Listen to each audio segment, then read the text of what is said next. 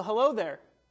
My name is Alex. I'm one of the pastors here on staff at Allen Creek Community Church, and this is our rendition called Pastor, Have You Seen This? Also known as PHYST, which makes it really aggressive, but it's not. It's not. It's just a conversation between me and you. We're going to comment. We're going to write nice little notes to each other. And don't get aggressive with me. I've never seen this before, okay? I'm just doing a cold take on this, and I'm really curious about your thoughts, and I love to interact with you. And since you're likely commenting from miles and miles away and we can't get coffee, this is the best I can do. So again, if you have a video for us that you want us to comment on and talk about from a Christian worldview, as one of the pastors on staff to comment on, send it to social@ac3.org and we will comment on that. But without further ado, I got a video here from Joe Rogan, I think. Yeah, it's Joe Rogan. Oh, here we go. I'm doomed. That one to me is so crazy that someone is keeping that information from the rest of the humans. Because if we found out the Ark of the Covenant was in fact a real object and we know where it is and it does match the description in the Bible, that kind of changes everything. I think it was an actual object. And you think it was It does indeed change everything.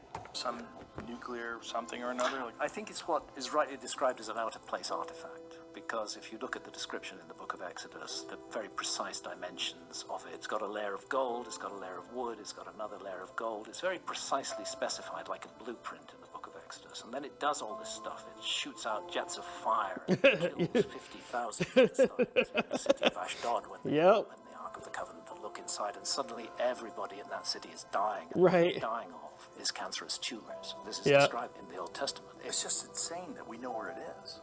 The fascinating thing is that Ethiopia is the only country in the world that actually claims to have the Ark of the Covenant.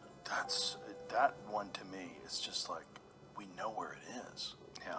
That one to me is so crazy that someone is keeping that information from the rest of the humans. I don't know if it's in Ethiopia. This is the first I'm hearing of this. So in my biblical studies, I have not heard of this. So this is all new information for me. But what I am going to do is I'm going to go research this. But he's right, man. If we have the Ark of the Covenant, it does change everything because we know where it is. We have evidence.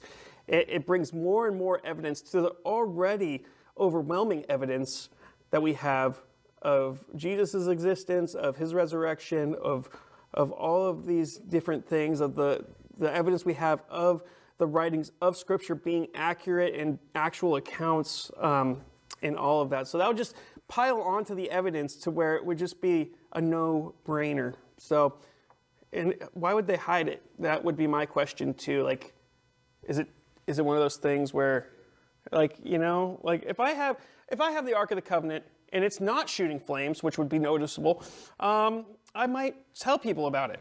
And I might be like, hey, look at this. And that's kind of what they did when they thought they found the Ark, and that's what they've done with other biblical artifacts, is they've let people know that they exist. It's not like they hide them. So I would be very interested in that. So I'm going to have to go watch the full podcast because I know that this isn't the whole thing. And I'm going to figure out why the Ethiopians are hiding it from us, and if they are or not hiding them from us. And actual fact, I'm going to Ethiopia in October, so I might come back with it.